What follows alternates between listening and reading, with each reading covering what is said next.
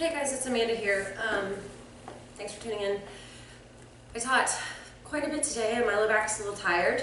My hips are a little tired. I thought I would record some movements that I do and my low back is a little worn out. My hips are a little worn out. Kind of an end of the day type of yoga to get you ready for a relaxation and bed, and ultimately to kind of unkink or undo any of the tightness that you've accidentally gripped into your body. So thanks for tuning in. Hope you like this. Start in an easy seated pose. You can sit on a block, you can sit without a block, lengthening through the spine and just connecting with your breath. So during the day, we tend to do like solar work, sun work, heat creating. We use all of the edges of the spine. And now we want to work into the lunar aspect. So we want to do like cooling work, moon work, intuitive bone work, very quiet and connecting rather than the fiery and active work that we do during the day, right? To balance that polarity, that duality that we have. So keep that in mind while you're working through your practice today. I'm going to encourage you to work with a cooling breath. So it's inhale through the nose, exhale through the mouth. You get kind of this sense of relaxation. On the exhale, you might feel the shoulders shrug or drop, spine lengthening out.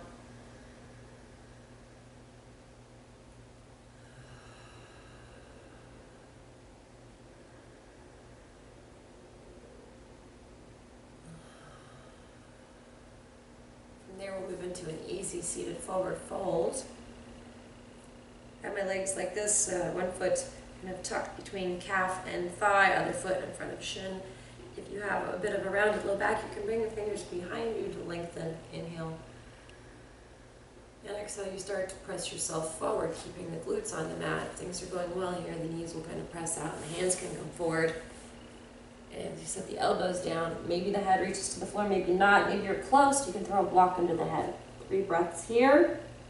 Again, inhaling through the nose.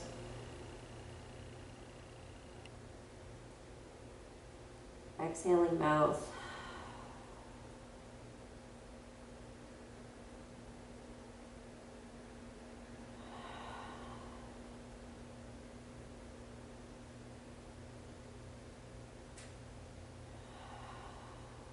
You can take it to the left.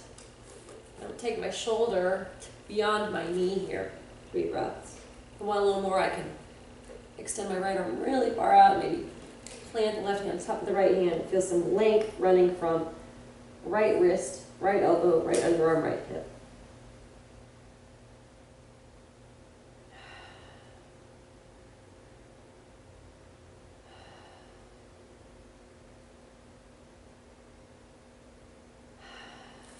Come back through to midline. I pause, I breathe. And then I take it the other way. So what if I'm not all the way forward? That's fine. Right here.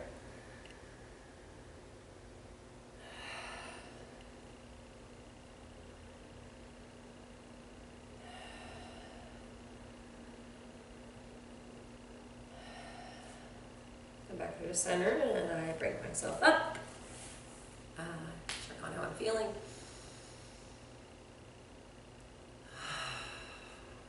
Lean back until I feel the hips kind of catch and lean into the hands. Uncrossing the legs and recrossing the legs. Same thing on the other side. Right, so fingers can be behind you or in front of you. You come forward. Elbows can come down. If you're comfortable here, you can also release the hands, one inside of the other, fingers relaxing. 3 breaths, inhale through the nose, exhale through the mouth. Should be registering a nice stretch on the outside of the right hip, maybe up the small of the back. 2 more breaths.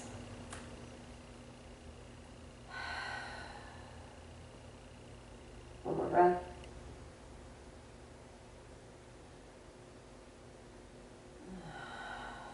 I can veer to the right for 3 breaths. If I want, I can kind of extend the left hand further out and keep it down with the right hand as I send my weight back into the left hip bone.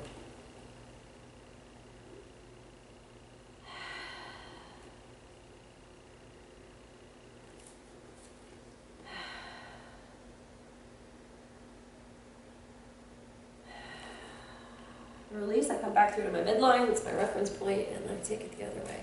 3 more breaths.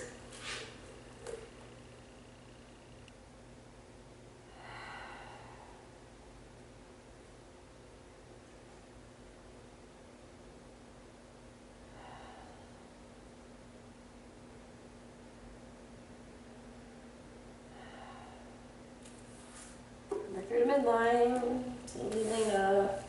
Notice how you feel, take a breath.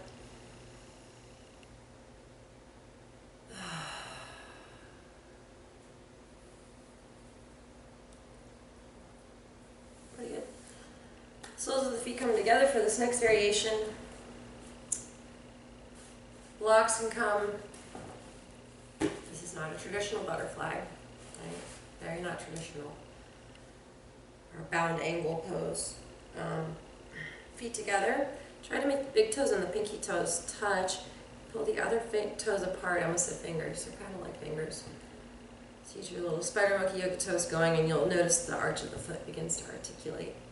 Same thing here. If you've got the rounded low back, you're going to want to take your fingers behind you. And you're going to actively press, like Hulk smash press, the legs, this part, the V folded part of the leg down into the block. Now, I can't get a really good press here right now, so I'm going to move the blocks a little further out. Keeping the belly long, you can start to work your way forward. So as the knees press down, you get this really nice, deep stretch across the inner thighs. You should start to feel some muscles in the outer thighs turning on. You can pull with the hands here. 3 breaths, inhale through nose, exhale through mouth.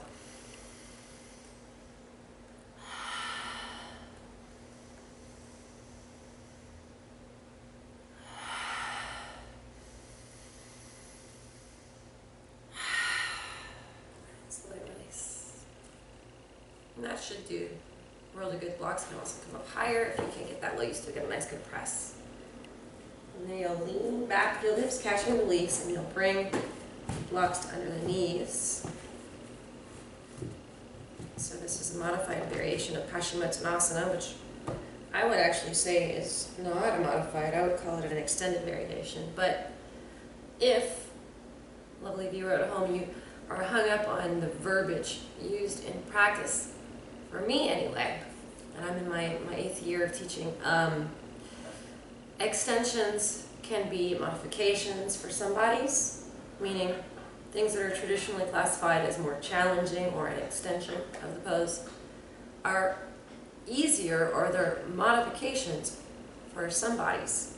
And for other bodies, modifications, which are supposed to be easier or more challenging, they might actually be more of an extension for other bodies. So I'd encourage you to try everything. Keep an open mind. So if my knees are kind of bent and on the blocks, I can feel how the hamstrings aren't really long and straight. If you have tight hamstrings, you're thankful for this. The goal here is to get the belly onto the thighs. What if I go to do this and I'm like, you know, a lifetime away? Take the blocks up higher. Yeah. Find your lowest ribs with your fingers, kind of lift them and move them down your thighs, and then reach down and grab through your big toes. You know, squeeze the elbows down and draw the shoulders away from the ears as you lift and move the belly up the thighs. And all of a sudden, you're like so deeply connected to the hamstring and the low back. It's pretty good. And, you know, you can work toward a little lower or even lower, but in any variation, belly is still on the thighs. You have a little more experience here, you can start to reach the elbows end of the block or down toward the floor as you don't round, don't Quasimodo, don't do shoulder, desk, chest. Lengthen.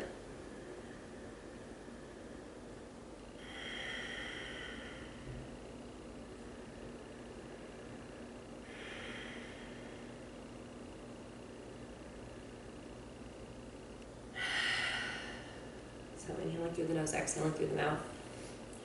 This pose, of all the poses in yoga that you could do, probably the most underrated pose. So functional. If I only had 5 minutes in a day to do yoga, it would be this pose. And you can do it on blocks, you can do it without blocks, you can do it laying down, you can do it with your legs up the wall, you can do it sitting in an airplane chair, you can do it with a leg crossed. It's super functional. And most of us have issues with the low back or tight hamstrings. When the hamstrings are, not tight, in this case with the knees bent, you can feel how the low back is releasing. They are related, right? So there's that. Go ahead and put the blocks, lean back into your hands and give your legs a little shake. Shake, shake. And you can also windshield wiper here. So the next thing that you need to kind of recognize about tightness in the low back is, again, the hamstrings, how that relates back to the hamstrings. And if you can get the thigh muscle to contract, the hamstring will release. So this is a thigh muscle contraction. It's a non-traditional asana. I don't even know if it's yoga, but I do it in my practice regularly. So I'm going to take my hands back, I'm going to shrug my shoulders down, I'll micro bend my elbows, and I'm going to work into a bit of back bend here. Then I'm going to look away. As I begin to pull my right toes back, I lengthen my abdomen, so I am working into a bit of a back bend here. I'm going to press down into my right heel and my right hip bone. I see my micro bend in my right knee, and then I begin to lift the leg using the thigh muscle, right? You should feel that thigh muscle turning on. If you want a little more, you can pull the knee up and into the chest. And 3 breaths there as the thigh muscle bites, hamstrings releasing. Right? Don't look at the leg. Look away as though you're disinterested. It's going to be a little more helpful.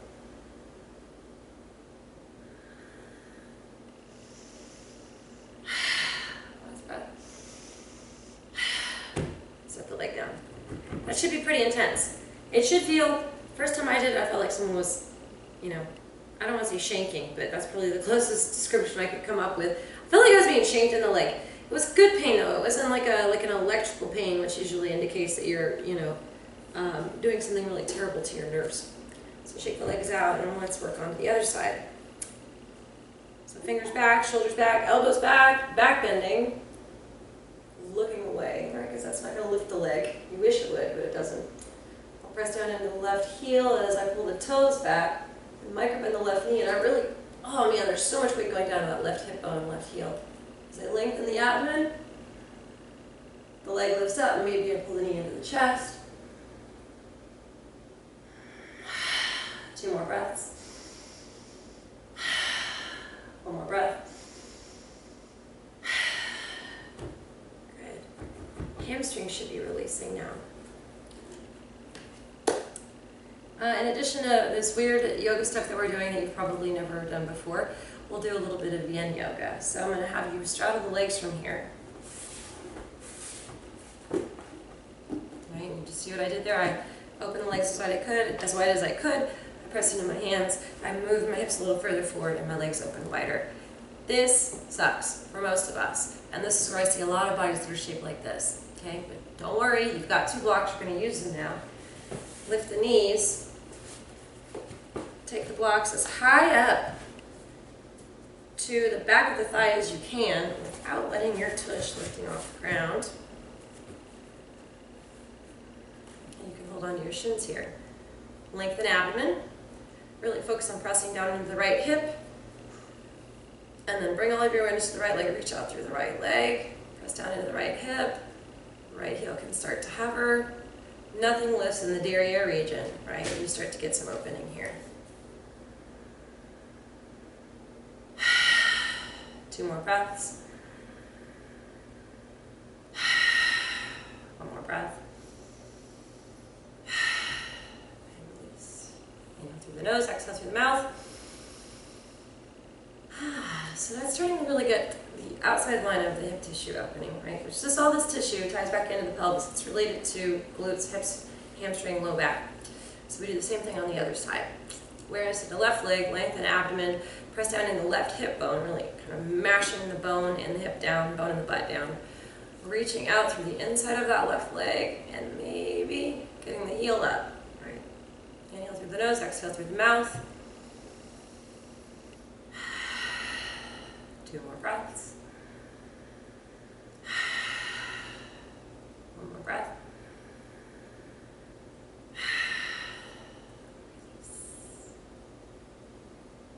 From there you can press down into both legs. Lengthen abdomen. 3 breaths.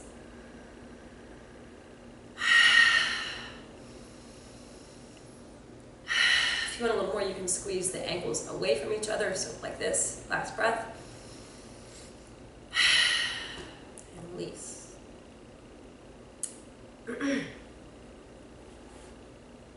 Blocks move out to behind the knees, so you're going to tip them up higher. Feels so much better. And then you'll take a yin posture, a yin yoga approach to kind of do some more deep work. There's going to be some teachers on here that will disagree with me about this, but I think sometimes yoga should just feel good, especially at the end of the day. Typically you do yin and then you follow it with yang. We're doing a little bit of both tonight, and in no particular order because it feels good. So the goal here is to not use any muscles. We just activated all these muscles. That's why also traditionally yin happens first, then yang. Muscles tend to stay on, turned on. It's harder to release them once they've been activated. So you got to kind of get into your head, close your eyes, and feel down in your body, and be like, man, why am I pulling my toes back? Why am I gripping with my butt? Relax the belly. I like to just let it all hang out here, and then you'll begin to move forward. And I know I said, no muscles here, but I like to pin the elbows in the blocks or at the knees and make the fingers kind of invert toward one another. And then I'll just fall forward and try to relax here. Let the head hang completely.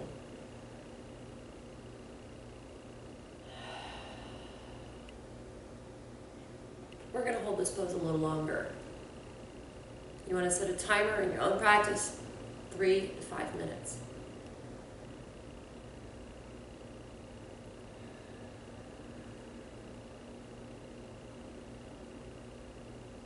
And you will find as the muscles turn off, you get deeper and deeper into the pose.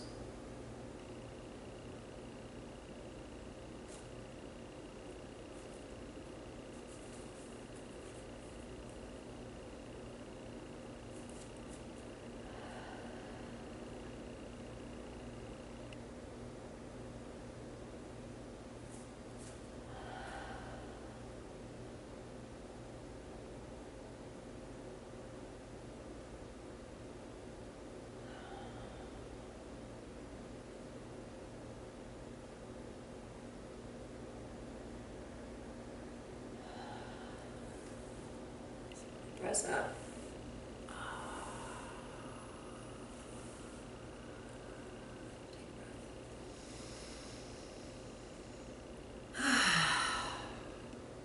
All right, wake up.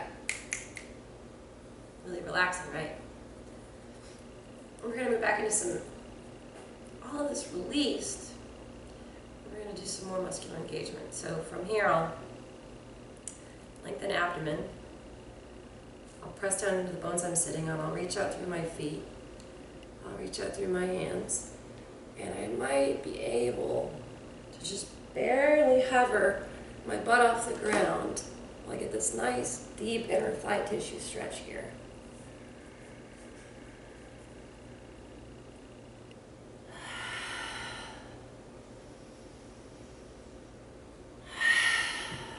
All right, so that's really the challenge. There you lift, release, one belly, that initial forward fold, this position here feels completely different. You'll work your way forward, you might be able to get your belly, your head down to the floor here. And you might not, if you can't, right? It's taken me 6 years to get this deep into this stretch. 6 years, don't be in a hurry. You can do something like this, or you can bring a block under the head.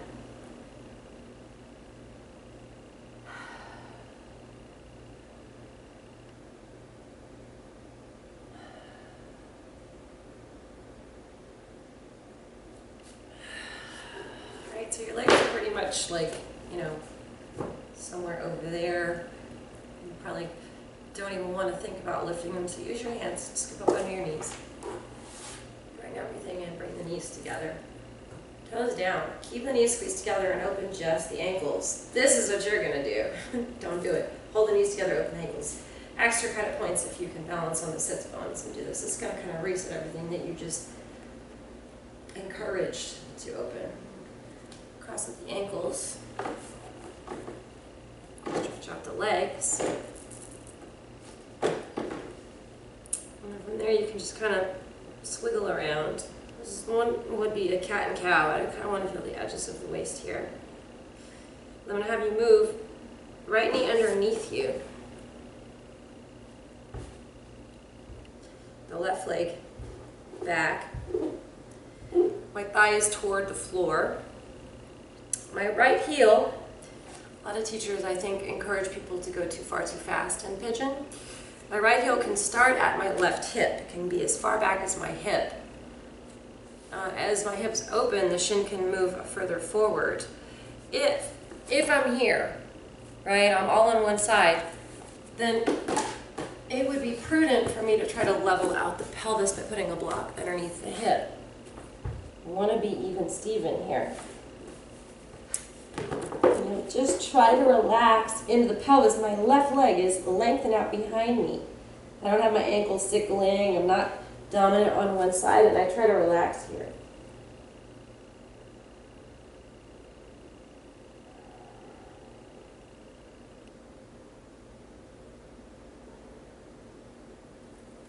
Three to 5 breaths in pigeon. Pigeon is very much like that pose that we did on the blocks, that yin pose, it's baby dragon. You want to be there for a while. Usually, the less you like a pose, the more you need to do it. From here, you'll press up, and you'll just kind of, if there was a block under there, you'll move it. You'll roll into this tissue. Oh, and that's usually pretty tight. And you bring your leg forward. So you've just created a figure 4 shape. Left leg along the edge of the mat, right leg bent. You'll bring your right ankle over your shin, or not your shin, that's your upper thigh. You'll take your left elbow and you're going to hook it underneath your right ankle.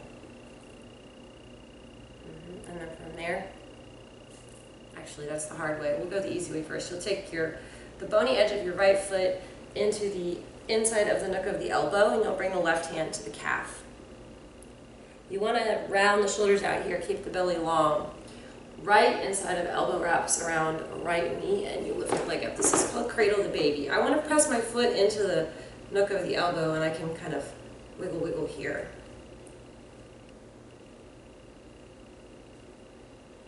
If things are going well here, I'll use my left hand to hold the leg in place. I'll take my peace finger, my yogi peace fingers with my right hand, grab my big toe. And my leg is in place. I want my leg to be pretty close to my chest. Then I can hook my left elbow under my ankle. My right hand is free to release, and I can really get up into that tissue. It's pretty spectacular. And for those of you guys out there that are just, into doing weird stuff, there's this overhead grip that you can do. So I bring my right arm behind my head, and I do a finger hook like this, and I can lay back. So that's a floor pigeon. I like to think of this as a pigeon that's fallen out of a window. And then to get up, okay, so there's that. Shake your leg out, sit off, cross at your ankles. Roll over, kind of waggle the hips, waggle the shoulders, and then you'll move your left knee to behind your left wrist and your left foot to behind your right wrist as you curl your right toes under and move your leg back, moving into your pigeon, getting as much of your right thigh on the floor, your right foot flat, level, even behind you. Use your big toe and your pinky toe to feel big toe and pinky toe pressing into the floor, and then make your way into your pigeon. So we inhale and exhale through. Inhale through the nose, exhale through the mouth.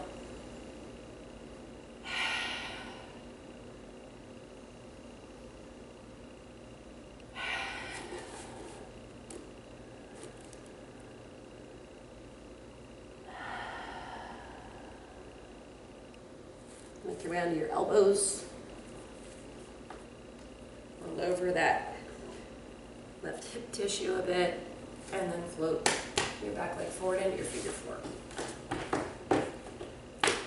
So right leg is long and straight. The left leg crosses over right leg. You want the ankle beyond the knee, right? And we're going to take inside of right elbow, so working into cradle the baby, to bony edge of left foot, catch a hold of the calf, take inside of left elbow around left knee, lift up, cradle the baby. Again, nice long flat spine.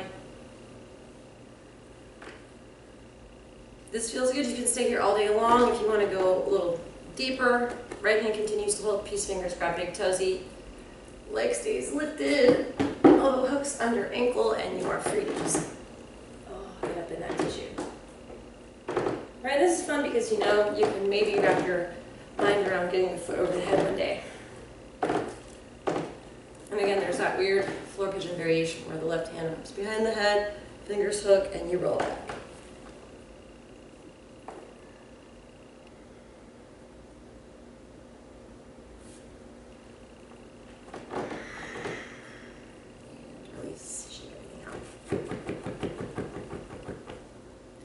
Alright, this is my favorite part, back work. So back work, we want 2 blocks. I'm going to turn sideways so you can see what I'm doing here. Lowering down, safest way. One elbow, or one hand then the other, one elbow then the other, shoulder then the other. So I bring my 2 blocks to the edge of my hips and I lift up. And this is my favorite variation of bridge. This is assisted bridge. This is great. This will help with the low back. This is as high as you have to go.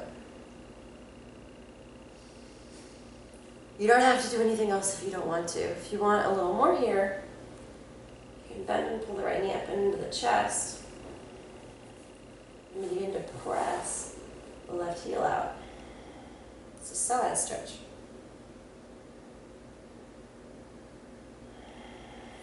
You might be able to work up into like a tighter bind.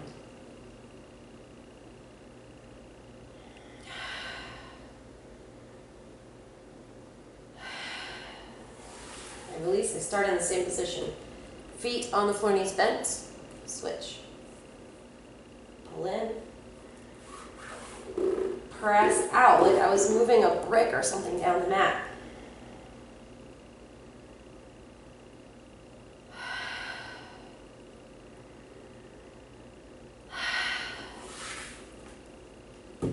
That wasn't enough?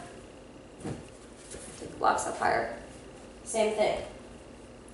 Squeeze in, push out. You might have to keep the knee micro-bent on the left foot. You don't want the leg to lift. Heel down.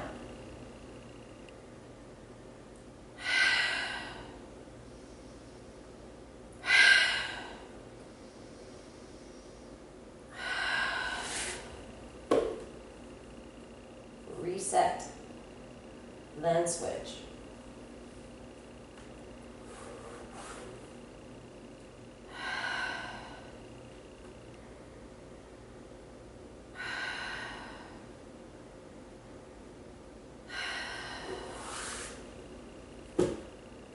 Block slow.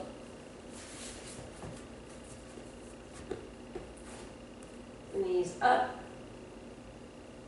So now the beveled edge of the block you can use to get into all of that low back tissue right above kind of fleshy part of butt and boniest part of low back.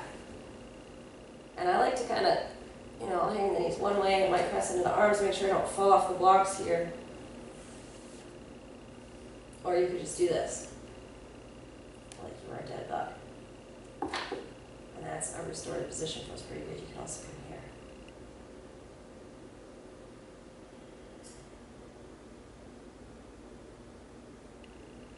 Now, if it's the end of the night and moving toward the end of the night, my favorite inversion at this point is legs up the wall. So I could move into a legs up the wall from here. I could actually move onto a wall. That's why it's called legs up the wall. And just let the legs stay up on the wall. If I want to learn how to relax and get the benefit of inversion, I can actually, I'm going to show you guys this on the wall, I can actually come off the wall slightly.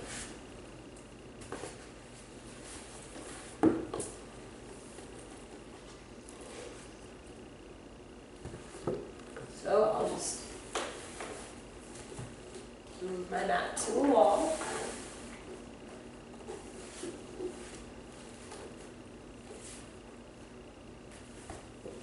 And I want to be about a full block off the wall so I can get a pretty hard drain through the legs here. If your legs want to spill open, that's okay. You could try this. I like the legs open with my butt closer to the wall. But this is all training the legs, slowing down the heart rate, and getting ready for that kind of deep final relaxation that we like at the end of our practice, maybe at the end of our day. This pose is great for ADHD, insomnia, restless mind. It's also really good for circulation, varicose veins, all this stuff here. So, close your eyes, relax into your breath, notice how the body feels.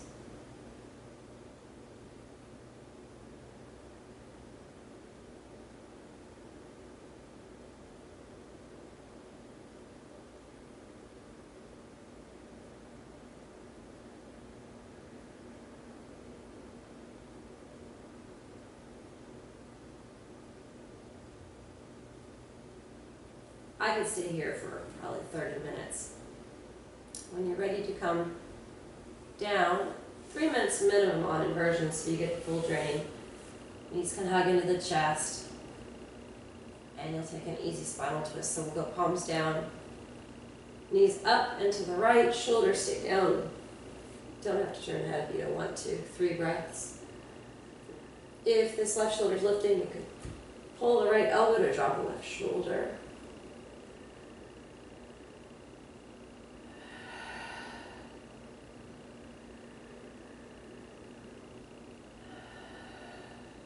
Legs up again. Reset in the middle. You can give yourself a little hug here, massage the low back. And then take it the other way.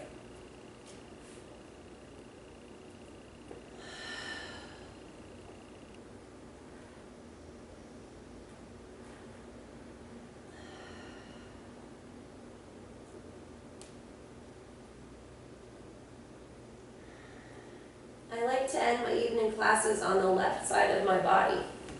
Fetal position on the left side. This is the side associated with the moon. It makes sense to kind of integrate this into your practice if it's not already a part of your practice. And then making your way up. Keeping the spine soft. And taking your final seated position. Just noticing how you feel.